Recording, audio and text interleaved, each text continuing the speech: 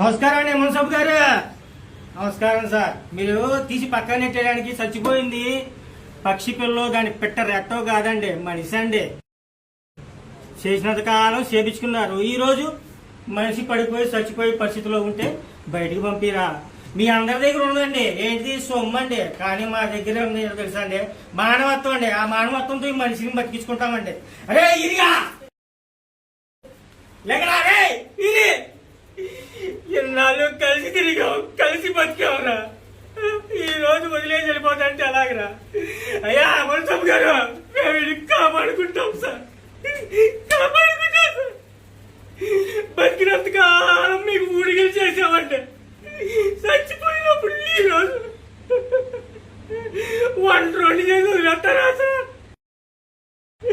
వదలమంటే ఇల్లు బతికించుకుంటామండి. మా గుండెలో పేడ ఉన్నంత వరకు మేము ఇల్లు వదలం సార్, వదలమంటే.